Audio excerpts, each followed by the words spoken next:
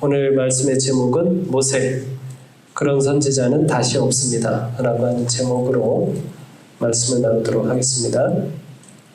찰스 스윈돌이라고 하는 매우 유명한 목사님이 계십니다. 그 목사님이 모세는 미디안 광야에서 40년을 사는 동안 4개의 박사학위를 받았다, 이렇게 이야기를 했거든요. 어떤 박사학위를 받았을까요? 네? 양치는 네, 우량 박사. 자, 첫 번째로는 무명 박사랍니다. 무명 박사. 이 미디안 광야에 가기까지 모세는 어떤 사람이었어요? 유명한 사람이었습니다. 애굽에서 모든 사람의 주목을 받는 그런 유명한 사람이었는데, 광야에서는 아무도 그를 알아주는 사람이 없습니다. 누구하고만 지내니까? 양들하고만 지내니까. 들짐승과 양떼가 그의 유일한 친구였죠. 그는 40년 동안 낮아지는 삶을 살았습니다. 어떤 사람은 모세 40년을 이렇게 영어로 이렇게 표현을 합니다. 애굽의 이 바로의 궁에 있을 때는 something, 뭔가 될 수 있는 그런 사람이다. 그런데 미디안 광야에서는 nothing, 아무것도 아닌 사람이다. 그리고 40년간 이스라엘 백성과 함께 했던 그 시간은 everything이다. 그래서 하나님과 더불어 모든 것을 할 수 있는 그런 사람이 되었다라고 표현도 합니다. 이 미디안 광야에서 그는 정말 낮아지는 삶을 살았죠. 내가 대단한 것이 아니라 지금까지는 내가 다 대단하다고 생각을 했습니다. 그래서 이스라엘 백성은 누가 구원해야 된다? 내가 구원해야 된다라고 생각을 해가지고 이스라엘 백성을 못 살게 구는 애굽 사람을 어떻게 했어요? 때려 죽였지 않습니까? 그러면 뭐 할 줄 알고? 백성들이 자기를 다 따를 줄 알고. 그렇게 생각했던 모세가 미디안 광야에서 나를 통해서 일하시는 하나님의 위대하심에 대해서 깨닫게 됐죠. 두 번째 박사학위는 뭘까요? 두 번째 박사학위는 시간 박사랍니다. 시간 박사. 광야에서 기다리는 것을 배운 거죠. 기다리는 것을. 성급하면 되는 일이 없다는 것을 모세가 깨닫습니다. 기다림의 미학을 광야에서 배웠죠. 하나님의 때를 기다리는 것이 우리가 가지고 있는 최고의 지혜라고 하는 것을 모세가 배우게 됩니다. 그 다음에 세 번째 학위는 고독 박사입니다. 고독을 배운 겁니다. 고독을. 침묵과 고독의 깊이를 배웠죠.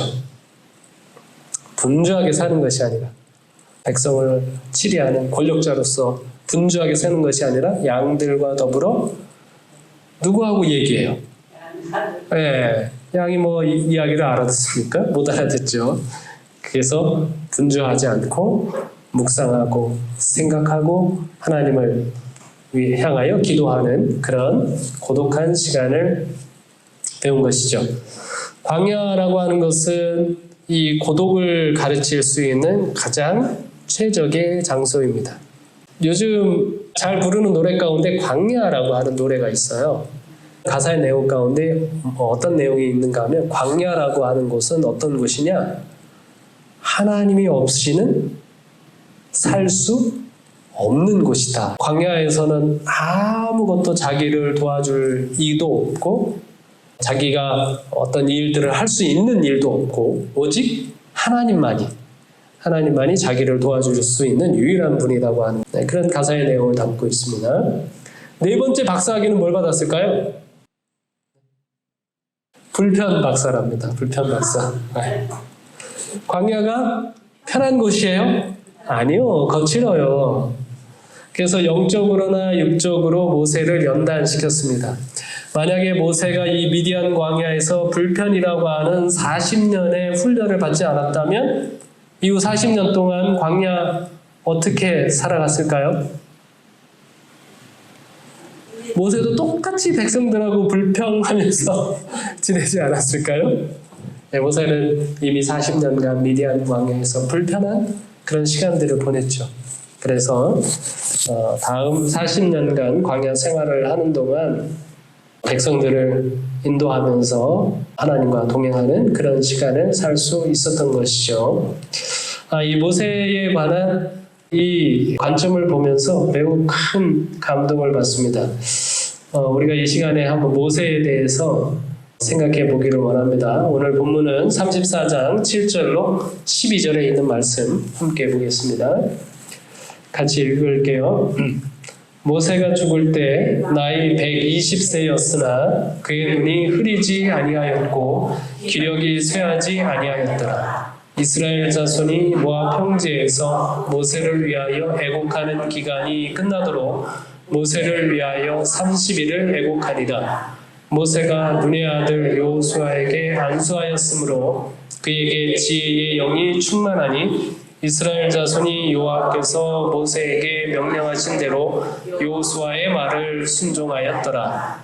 그 후에는 이스라엘에 모세와 같은 선지자가 일어나지 못하였나니 모세는 여호와께서 대면하여 아시던 자요 여호와께서 그를 애굽 땅에 보내서 바로와 그의 모든 신하와 그의 온 땅의 모든 이적과 기사와 모든 큰 권능과 위엄을 행하게 하심에 온 이스라엘의 목전에서 그것을 행한 자이더라. 아멘. 그 후회가 언제까지일지는 잘 모르겠습니다. 근데 예수님의 말씀에 의하면 예수님 당시까지라고 우리가 이해할 수 있습니다. 예수님 이전까지는 모세와 같은 선지자가 없었어요. 모세는 특별한 선지자입니다. 여러분은 모세의 인생을 생각하면 어떤 점들이 다 끄집어내가지고 이런 부분은 정말 교훈이 된다라고 하는 부분이 있습니까? 네? 모세의 출세? 예, 그것도 그렇고.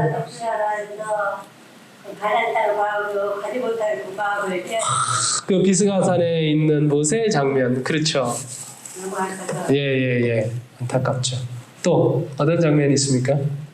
공수야 버리면서 네. 다 버리고 나가고. 예, 좋습니다. 저는 오늘 저는 오늘 세 장면을 좀 같이 생각해 보려고 합니다. 첫 번째는 애굽의 왕이 되는 것을 버리고 이스라엘 백성을 섬기는 지도자가 되었을 때 그는 무엇에서 보람을 찾았을까? 무엇이 그의 보람이었을까라고 하는 부분이고요. 그 다음에 두 번째로는 백성의 반역으로 인해서 하나님께서 모세에게 말씀하셨죠. 너를 통해서 우리 새로운 나라를 세우자. 그랬을 때 모세는 어떻게 했어요? 자기의 목숨을 내놓고 이 백성을 용서해달라고, 그렇지 아니하시려거든 주의 책에서 내 이름을 지워달라고 그런 기도를 했는데 어떻게 그런 기도를 할 수 있었을까요? 라고 하는 질문이고요. 세 번째로는 예수님의 초림 전에 있었던 수많은 인물들 가운데서 모세를 부활시키신 하나님의 뜻은 무엇일까요? 라고 하는 겁니다. 여러분, 예수님 이전까지 한 4,000년간 수많은 성경의 인물들이 있습니다. 그 중에서 여러분이 부활시킨다면 누구를 부활시키고 싶으세요? 네, 모세? 다 동의합니까? 예. 왜 예수님께서 이 모세를 부활시키셨을까라고 하는 부분도 같이 좀 생각해 보려고 합니다. 그 과정을 통해서 여러분들께서 예수님의 아름다운 모습을 보고 또 닮아가는 그런 시간이 됐으면 좋겠습니다. 우리 첫 번째 좀 생각을 해볼게요. 모세가 바로의 궁정에 있는 것보다 당신의 백성들과 더불어 고난받기를 선택을 했습니다. 그러면 그가 느끼는 보람이 무엇이었을까라고 하는 부분이거든요. 여기 부자 선지자 472쪽에 기록하고 있는 내용인데요. 이 글 이전에 어떤 내용이 기록이 되어 있는가 하면 모세의 인생은 다 그의 모든 봉사가 헛된 것처럼 보였다라고 얘기했습니다. 왜냐하면 자기는 애굽에 내려가서 이스라엘 백성들 전체를 구원해가지고 어떻게 하기를 원했어요? 자, 가나안 땅으로 들어가게 하기를 원했습니다. 자기의 사명이 뭡니까? 이 백성들을 가나안 땅에 들어가게 하는 것이죠. 그런데 그가 비스가산에서 저 가나안 땅을 바라보게 되었을 때 자기 자신도 못 들어가지만 자기가 가나안 땅에 데려가도록 하기 위하여 봉사한 사람 가운데 들어갈 수 있는 사람이 누구밖에 없어요? 갈렙과 여호수아. 장정만 60만 데리고 나왔는데 그 중에 2명만 가나안 땅에 데리고 들어갈 수 있게 되었습니다. 여러분, 모세의 인생이 성공적입니까? 실패한 겁니까? 그의 노력이 정말 큰 결과를 얻은 것입니까? 아니면 그의 모든 노력이 헛된 것처럼 보입니까? 네, 헛된 것처럼 보였다라고 기록을 하고 있습니다. 아마 그런 허무함을 느낄 수 있을 거라고 생각이 듭니다. 저도 이제 목회를 하지만 목회를 하면서 저의 꿈 가운데 하나는 내가 목회한 교인들 가운데 한 사람도 빠지지 않고 다 하늘에 가서 같이 만나는 것이죠. 그게 이제 제 꿈이기는 한데, 그런데 제가 목회한 모든 성도들 가운데 단 2사람만 하늘에 가서 만날 수 있다면 제 목회는 성공한 겁니까? 실패한 겁니까? 실패죠. 네, 그렇죠. 그럼 실패한 것처럼 보이지 않겠습니까? 네. 모세가 그런 허무감을 느낄 수 있는 그런 상황이었다는 것이죠. 자, 그러나 모세는 자신이 진 짐들에 대해서 후회했어요? 후회하지 않았습니다. 이 사명 누가 정해주신 것이다? 하나님이 정해주신 것이다. 내가 60만이나 되는 그 장정 모두를 저 가나안 땅에 데려가는 일이 나에게 주어진 사명이 아니라 단 2명만 저 가나안 땅에 들어가는 것이 나에게 진 짐이라고 할지라도, 그것이 나에게 주어진 사명이라고 할지라도 이거 누가 주신 거니까? 하나님께서 주신 사명이니까 자기가 후회하지 않는다는 것입니다. 그는 속박 중에 있는 이스라엘의 지도자가 되도록 처음에 부르심을 받았을 때에 그 책임을 지지 않으려고 했으나 일단 사업을 착수한 후에는 그 짐을 버리지 않았다. 여호와께서 그를 도와주시고 반역한 이스라엘 백성을 멸하시겠다고 제의하셨지만은 모세는 그것에 동의하지 않았다. 비록 그가 겪은 시련은 컸으나 모세는 하나님의 특별한 은총의 표를 받았다. 그는 광야에서 체류하는 동안 뭘 목격을 했습니까? 하나님의 능력과 영광의 출현을 목격하였고 그분의 사랑과 교통하는 값진 경험을 얻었다. 그는 잠시 동안 죄악의 낙을 누리는 것보다 오히려 하나님의 백성으로 더불어 고난받기를 선택한 것이 현명한 결정이었다고 느꼈다. 그가 광야 40년을 돌아보면 시련이 컸어요? 너무나 컸습니다. 너무나 컸어요. 그리고 자기가 한 모든 일들은 실패한 것처럼 보였습니다. 그러나 그는 후회하지 않았어요. 오히려 그것이 내가 겪은 시련이 너무나 큰 현명한 결정이었다. 이렇게 생각이 들었습니다. 너무 감사한 일이었다. 내가 겪은 고난이 감사한 일이었다라고 생각을 했습니다. 이유가 무엇입니까? 그 40년이라고 하는 시간 동안 그는 뭘 목격을 했어요? 하나님의 능력과 하나님의 영광의 출현을 목격했고 그분의 사랑과 교통하는 값진 경험을 얻었다는 거예요. 모세는 어떻게 보면 이 결과에 주목하는 사람들의 입장에서 보면 실패한 것처럼 보이지만 모세는 그 40년의 과정을 통해서 어떤 시간들? 하나님과 함께했던 그 시간들 자체가 자기에게 너무나 큰 보람을 주었다라고 이렇게 기록을 하고 있습니다. 여러분은 결과에 집중합니까? 과정에 집중합니까? 하나님을 믿었는데 하나님을 믿는 순간부터 지금까지 그냥 모든 일이 잘 되는 게 좋습니까? 아니면 고난을 겪고 시련을 겪고 하는 것이 더 좋습니까? 우리가 고난이나 시련을 자초할 필요는 없지만 고난과 시련을 예수님의 제자들은 기뻐했습니다. 왜 기뻐했을까요? 그들의 관심은 어디에 있어요? 여기 하나님의 능력과 하나님의 영광, 하나님의 사랑과 교통하는 이것이 그들의 관심사였기 때문에 우리가 계속 성공적인 인생을 사는 것 가운데서 더 많이 경험하는 것 같습니까? 아니면 고난이나 시련 가운데서 더 많이 경험하는 것 같습니까? 이것들. 예. 그래서 그는 현명한 결정이었다라고 그렇게 고백을 하고 있는 거죠. 되게 재밌는 영상을 좀 하나 봤는데요. 한번 보시죠. Is the monkey who gets cucumber. The one on the right is the one who gets grapes. 자, 원숭이 The one who gets 실험했어요. cucumber, note that the first piece of cucumber is perfectly fine. The first piece she eats. Then she sees the other one getting grape and you will see what happens. So she gives a rock to us, that's the 한쪽은 task. 오이를 주고 한쪽은 And 포도를 we give her a 줬어요. piece of cucumber and she eats it. The other one needs to give a rock to us. And that's what she does. And she gets a grape. And she eats it. The other one sees that. She gives a rock to us now, gets again cucumber.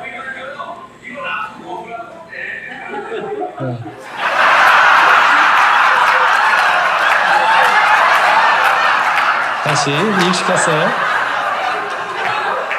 너무 괴로워. 줬어요. 미션 수행. 다시 오이를 줬어요. 오이를 줬더니 She tests a rock now against the wall. She needs to give it to us. And she gets cucumber again. 예. 자, 여러분 이제 보상을 가지고 실험을 한 내용인데 여러분 뭘 느끼십니까? 저 뭐 이런 거 느꼈습니다. 차별 대우 하지 말아야 되겠다. 그렇죠? 차별 대우 안 되겠어요? 네. 그다음에 두 번째는 여러분 뭘 느끼십니까? 네? 다른 동네가 더 좋은 것을 받으면 안 되나요? 다른 사람이 더 좋은 것을 받으면 우리가 박수 쳐주면 안 되나요? 축하해주면 안 되나요? 원숭이는 어때요? 옆에 있는 친구가 더 좋은 걸 받으니까 너무 화가 나고 짜증이 나가지고 미션을 이제 수행하지 않고 먹을 것을 이제 던져버리는 그런 장면이 나옵니다. 원숭이의 이 모습이지만 우리 삶의 단편들을 이렇게 삶의 모습들을 단순하게 보면 우리가 때로 이 원숭이와 다르지 않게 살아갈 때가 얼마나 많은지 모릅니다.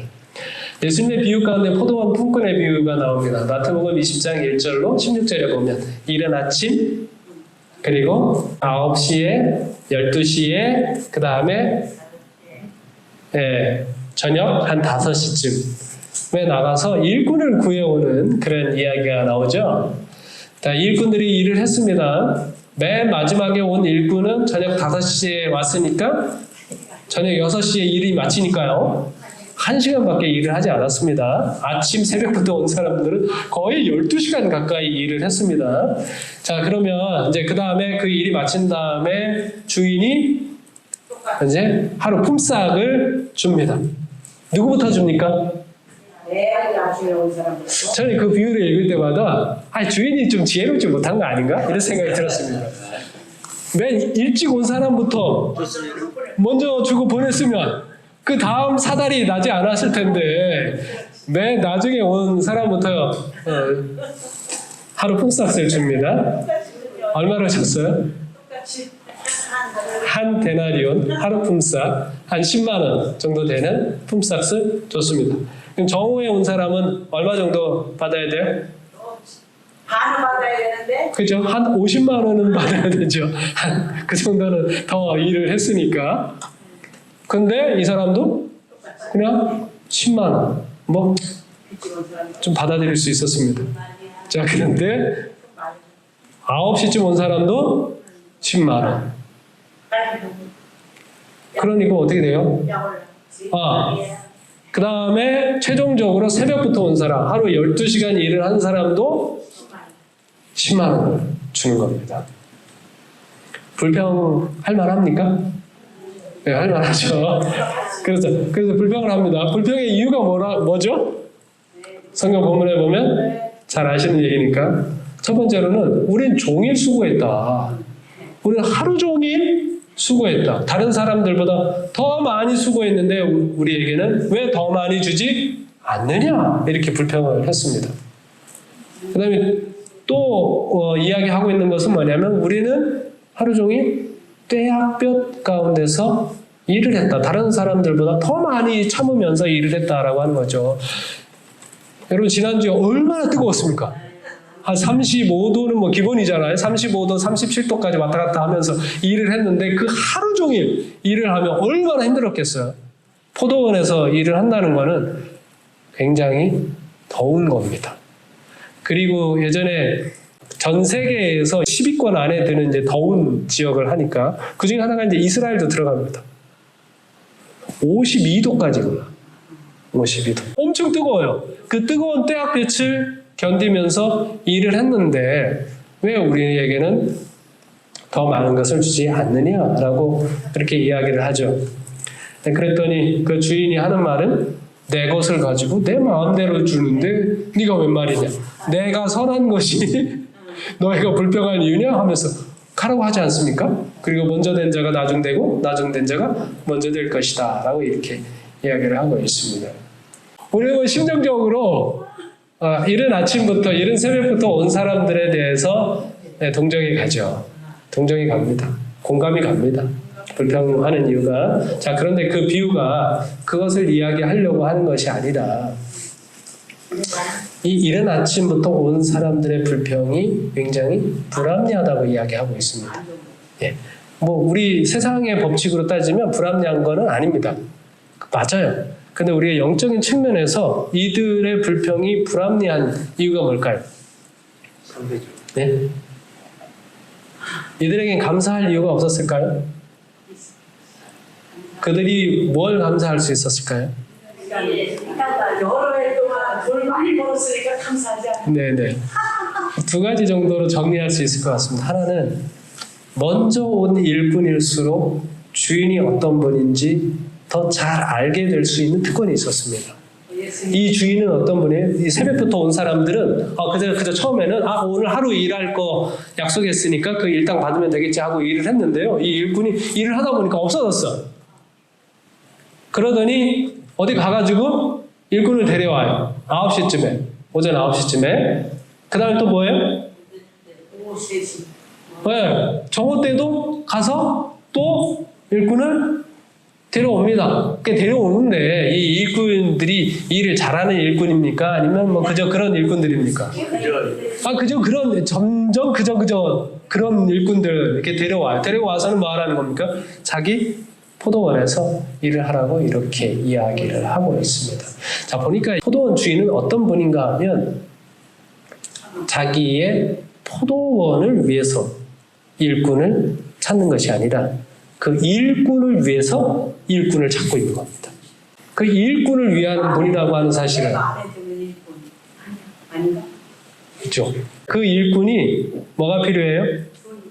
네, 먹을 거, 돈이 필요해요. 그러니까 그 일꾼의 필요를 채워주기 위하여 그 일꾼을 찾고 있는 것을 볼 수 있습니다. 먼저 온 일꾼일수록 그러한 주인의 품성을 볼 수 있는 거죠. 그 다음에 또 하나는 먼저 온 일꾼일수록 주인과 함께 일하는 즐거움을 맛볼 수 있었습니다. 여러분, 이 일꾼들이 일만 시켜놓고 자기는 평상에 앉아가지고 부채질 탁 하면서 너네는 고생해라, 나는 시원한 아이스바 먹고 설빙 먹고 팥빙수 먹고 있겠다, 이런 일꾼이었을까요? 네. 자, 이 일꾼은 땀을 흘리는 일꾼들을 시원하게 해주기 위하여 아이스크림도 갖다주고 음료수도 갖다주고 땀도 닦아주고 함께 일하는 즐거움을 느낄 수 있었어요. 감사할 수 있는 많은 이유들을 찾을 수 있었는데 이 사람들은 그런 모든 것들은 다 잊어버리고 불평하기 시작을 하는 겁니다. 이 비유의 저는 핵심을 이렇게 봅니다. 보상보다는 봉사에 초점을 두라는 것이죠. 만약에 모세가요, 자기가 얻을 보상에 더 관심이 있었다면 그의 40년 인생, 아니 120년이라고 하는 그 긴 여정은 다 뭐예요? 헛된 것이었을 겁니다.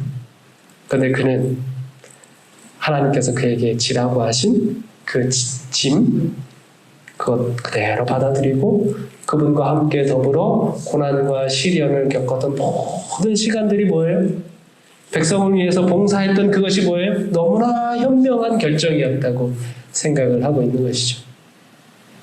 여러분 우리가 세상을 살아가면서 어디에 신앙을 하면서 어디에 중점을 두고 살아가야 될까요?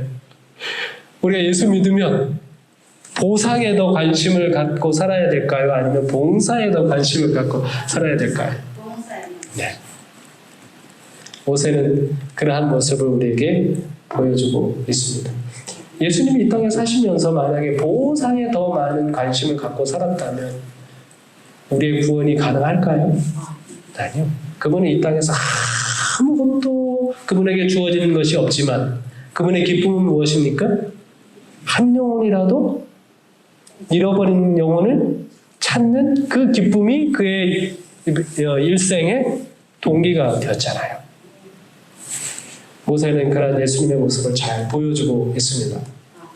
자, 두 번째는 하나님께서 자, 너로 너무 이 반역적이다. 다 전멸하고 너로 새로운 나라를 세우자라고 말씀하셨을 때 그가 하나님 앞에 자기 목숨을 내걸고 기도합니다. 그 이유가 무엇일까? 자, 여기 보면 이 모세가 기도한 것을 부조 선지자는 이렇게 설명을 하고 있습니다. 여호와께서는 모세의 간청을 들으셨는데요. 그 기도가 어떤 기도예요? 이기심이 없는 기도였다라고 말씀하십니다.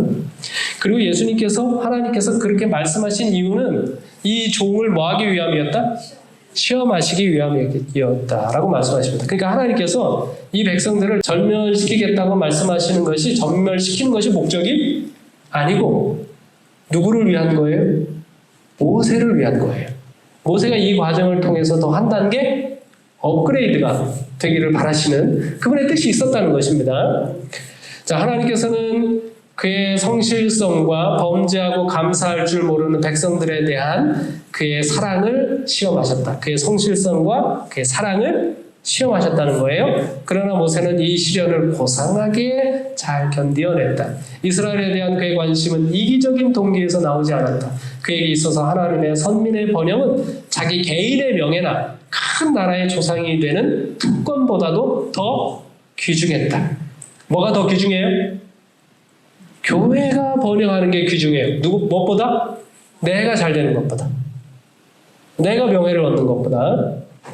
하나님께서는 그의 성실함과 단순한 마음과 그의 진실함을 기뻐하시고 그에게 신실한 목자로서 이스라엘 백성을 약속의 땅으로 인도할 중대한 책임을 맡기셨다. 진짜 모세가 이스라엘의 목자로서 하나님께서 믿음직스럽게 야, 모세는 정말 믿을만하다라고 한 순간이 언제라는 거예요? 시내산에서 이스라엘 백성들이 반역을 저지르고 그들을 구원하기 위하여 자기의 목숨을 내놓고 하나님 앞에 기도할 때 이 모세는 어떤 사람? 그는 이기심이 없는 사람. 그의 목적은 이기적인 동기로 오염되지 않은 그런 사람이었다라고 말씀하고 있는 것입니다. 여러분, 하나님께서 예수님을 우리의 구원자로 세우시는 이유가 뭘까요?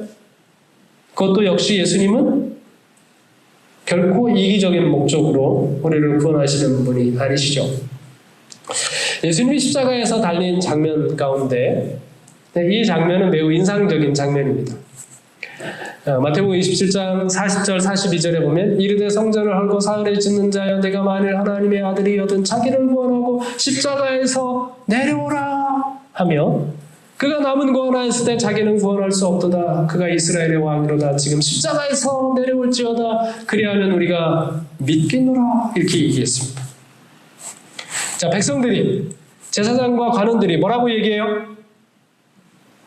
왜 다른 사람은 구원하면서 너는 구원을 못하느냐? 십자가에서 뭐해라?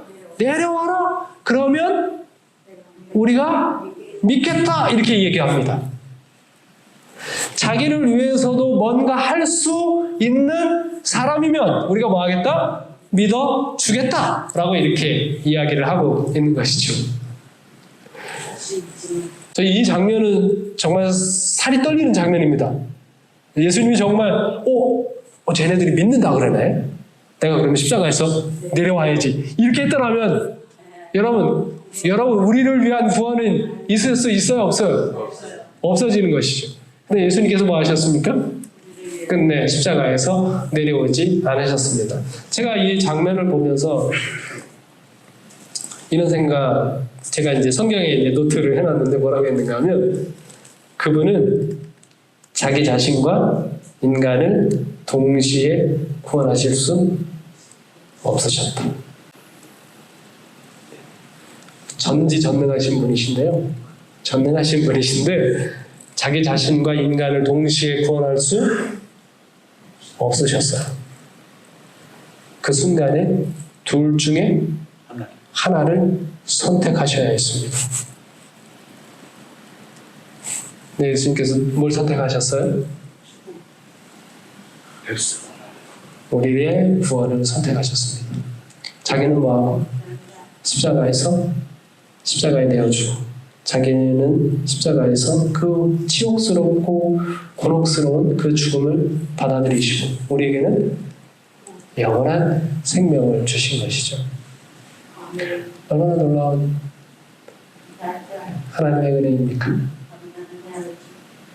여러분, 우리에게도 이런 선택의 순간이 자주 오지 않을까요? 너가 잘 되는 길이 있고 교회가 잘 되는 길이 있다. 너도 잘 되고 교회도 잘 되는 길은 없다.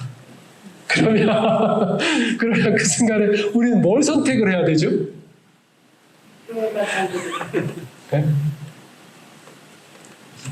이용기 장로님이 잘 되는 길이 있고 정영규가 잘 되는 길이 있다.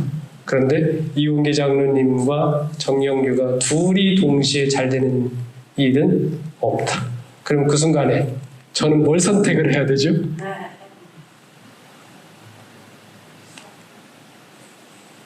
정말 어려운 선택의 순간 아닙니까? 예수님은 뭘 선택하셨어요? 우리의 구원을 선택하셨습니다. 그 예수님을 쏙 빼닮은 모세는 뭘 선택을 했습니까? 백성의 번영을 선택을 했습니다. 얼마나 놀라운 순간입니까? 이기적이지 않은 사람만이 목자가 될 수 있죠. 네. 세 번째 장면을 한번 살펴보도록 하겠습니다. 모세가 부활을 하지 않습니까? 모세가 부활하게 된 이 장면을 살아남은 이들의 173쪽에는 이렇게 기록을 하고 있습니다. 그리스도께서 모세를 당신의 것으로 취하시는 이유, 그리스도는 사단에게 모세는 겸손한 마음으로 그 한 가지 잘못이 뭐예요? 무리바 물가에서 반석을 2번 치면서 백성들 앞에서 분노를 드러내고 하나님의 영광을 드러내지 않고 자신들의 영광, 하나님의 영광을 자신들이 취한 그 죄를 말하는 것이죠. 그 잘못을 뉘우쳤으므로 그의 품성에 아무 흠도 남아있지 않고, 따라서 그의 이름은 하늘 기록책에 흐려지지 않고 똑똑하게 기록되어 있음을 안다고 하셨다. 그리고 그리스도께서는 사단이 요구하는 모세의 시체를 부활시키셨다. 우리가 부조화 선지자 이번 주에 읽으셨는데요. 부조화 선지자에 보시면 지금 사단에게 있어서는 이 순간이 굉장히 결정적인 순간입니다. 왜냐하면 지금까지 죄를 지은 모든 사람들은 뭐예요? 다 죽어요. 다 죽습니다. 다 사망합니다. 이게 누구 거라는 거예요? 내 겁니다. 이 모든 사람들은 내가 사망의 왕, 사망의 권세를 잡은 자로서 다 내 권세 아래 있다고 당당하게 자신의 권세를 표현하고 있었는데, 지금 이 순간이 무슨 순간이에요? 처음으로 자기 사망에 사로잡혀 있는 자 가운데서 하나님께서 한 사람을 부활시키는 이 장면입니다. 사단에게는 아주 결정적인 순간이죠.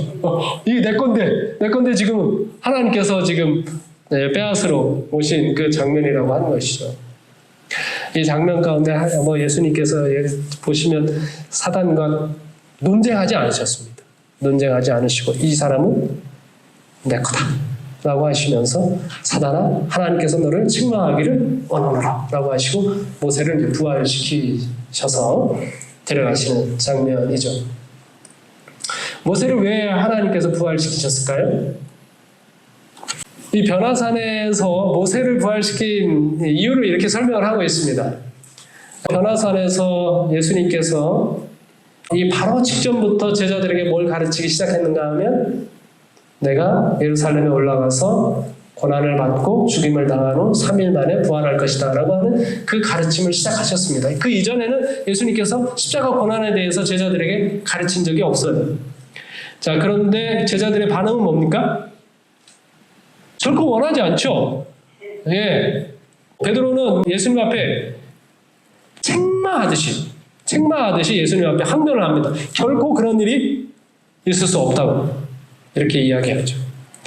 그때 이제 예수님께서 이 제자들에게 다시 한번 내가 영광 중에 임할 것을 너희들 중에 볼 자가 있을 것이다 라고 말씀하신 다음에 이제 드디어 그 3명의 제자들과 함께 변화산에 올라갔습니다.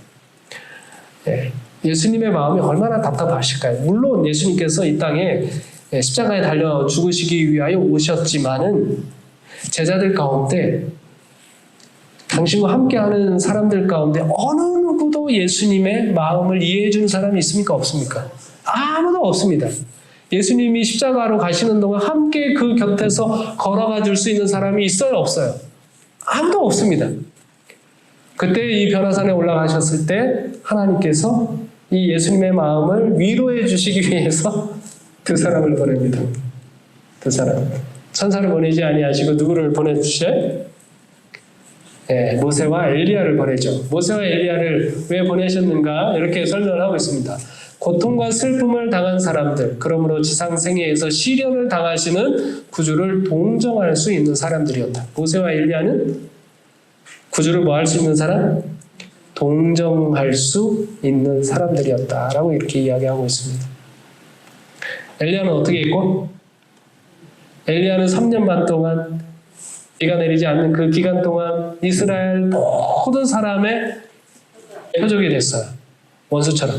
누구 때문에 망한다? 엘리야 때문에 망한다. 이렇게 이스라엘 모든 백성들이 그렇게 비난을 했습니다. 그 고독감을 예수님도 3년 반 공생애를 하면서 느끼신 것이죠. 이걸 누가 위로할 수 있어요? 엘리야는 위로할 수 있어요. 모세는요?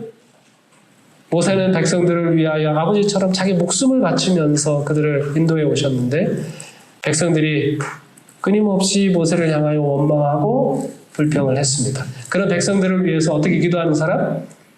그들의 죄를 사하시옵소서. 그렇지 않사오면 원컨대 주의 기록하신 책에서 내 이름을 도말하옵소서 라고 기도합니다. 모세는 그 오래전에 겟세마네 동산의 경험을 했던 사람입니다. 그 고통, 그 고뇌를 경험했던 사람들이에요. 그래서 예수님에게 그것이 얼마나 힘들고 어려운지 동정하면서 위로할 수 있는 사람이라고 하는 것이죠. 제가 이 장면을 보면서 여러분 14만 4천이는 어떤 사람들일까요? 14만 4천이는 어떤 사람들일까요? 14만 4천이는 그 이마에 하나님과 어린 양의 이름이 기록되어 있는 사람들입니다. 그 말이 무슨 말이죠? 말씀을 순종하는 사람? 네. 매우 중요한 특징 가운데 하나가 그들의 하나님의 심정을 이해하는 사람들입니다. 예수님의 심정을 이해하는 사람들이에요. 예수님의 마음을 이해하는 사람들입니다. 여기 각시대 대쟁투에 보면 14만 4천이 그들만이 부르는 노래가 있습니다. 자, 이 장면은 뭔가 하면 다 구원받은 무리가 하늘에 올라가지 않습니까? 그 구원받은 무리가 하늘에 올라가면 가장 하이라이트, 그게 뭘까요? 그 하이라이트가 뭘까요? 첫사람 아담과 마지막 사람 아담, 아담과 그리스도가 만나는 장면입니다. 인류의 첫 조상이었던 이 아담이 죄로 말미암아 다 죽을 수밖에 없게 되었는데 예수 그리스도를 통하여 이렇게 수많은 자기의 후손들이 구원 얻은 모습을 보면서 아담이 뭐합니까? 얼마나 감동합니까? 자기의 면류관을 다 던지고 예수님의 무릎 아래 다 엎드려 꿇고 예수님께서 뭐 그 아담을 일으켜 품에 안으시고 그러면 뭐 구원받은 우리 모든 천군 천사들이 함께 찬양하지 않습니까? 노래하지 않습니까? 자, 그런데 그 장면이 이어진 다음에 누가 노래할까요? 어떤 사람들이 탁 등장하는가 하면 14만 4천이 딱 등장을 합니다. 14만 4천이 딱 등장을 해가지고 그들이 검은 고를 치면서 노래를 합니다. 무슨 노래 할까요? 네, 모세와 어린 양의 노래를 부르죠. 근데 모세와 어린 양의 이 노래는 누구만이 부를 수 있는 노래다? 14만 4천인만이 부를 수 있는 노래다라고 이야기합니다. 여기 여러 번에 걸쳐서 그들만이 부를 수 있는 체험의 노래, 경험의 노래라고 이렇게 이야기를 합니다. 근데 그들은 이전에 있던 수많은 믿음의 사람들과는 어떤 다른 경험을 했을까요? 어떤 다른 경험을 했길래 그들만이 부를 수 있는 노래가 있을까요? 이 표현, 여기 빨간색으로 되어 있는 이 표현을 좀 주목하여 보게 됩니다. 중고자 없이 선 자들입니다. 이 말을 저는 이렇게 이해합니다. 예수님께서 지성소 봉사를 마치면서 불의한 자는 그대로 불의하고 더럽고 의로운 자는 그대로 의롭고라고 선언을 합니다. 그들은 더 이상 중보자가 없습니다. 그들의 품성이 누구와 같이 되었다는 거예요? 예수님과 같이 되었다는 것입니다. 예수님과 같이 된 이 사람들이, 이제 죄가 도말된 이 사람들이 무엇을 경험합니까? 무엇을 경험해요? 사람들의 마음속에서 그들과 다투셨던 성령이 떠나가 버리고 예수님 당시에 예수님을 고문하고 모욕하고 모독했던 사람들이 그들의 악마적인 본성이 드러나면서 예수님을 괴롭혔잖아요. 지금 세상에 있는 모든 사람들이 성령이 떠나고 어떻게 되어 있어요? 그들의 본성이 뭐처럼? 악마적인 본성처럼 되어 있는 그 사람들과 환난의 시간을 겪고 있는 것이죠. 그들만이 경험한 건 뭐예요? 그 예수님의 품성이, 죄 없는 품성이, 그 악마적인 품성으로 변해버린 사람들 속에서 살아갈 때 느끼는 아픔, 고통, 안타까움, 내가 더 일찍부터 열심히 복음을 전했더라면 라고 하는 그 후회감, 이런 모든 것들을 그들만 뭐 하는 겁니까? 경험하는 거예요. 중보자 없이 이 선자들. 그래서 그들은 14만 4천이는 어떤 사람들이에요? 하나님의 마음을 아는 사람들입니다. 하나님의 심정을 이해할 수 있는 사람들이에요. 그들만이 부를 수 있는 노래가 있습니다.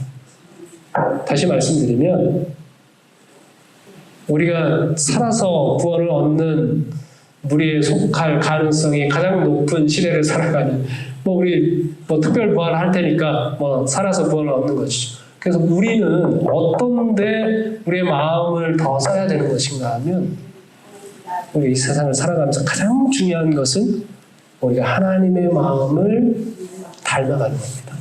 하나님의 마음을 이해하는 겁니다.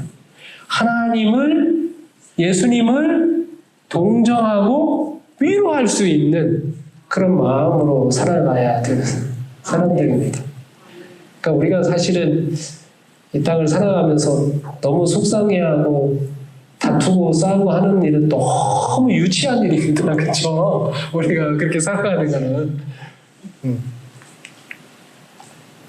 우리는 14만 4천이라고 하는, 우리는 어떤 사람인데요? 이마에 그 이름이 새겨졌다라고 하는 것은 우리가 하나님의 마음을 닮은 겁니다. 하나님의 품성을 담는 겁니다. 하나님의 심정을 이해할 수 있는 그런 사람들이란 말입니다. 그래서 모세의 일생을 우리도 같이 회상을 하면서 우리가 다시 한번 하나님의 마음을, 하나님의 심정을, 하나님의 품성을 이해하고 닮아가는 저와 여러분이 되길 바라면서 말씀을 마치겠습니다.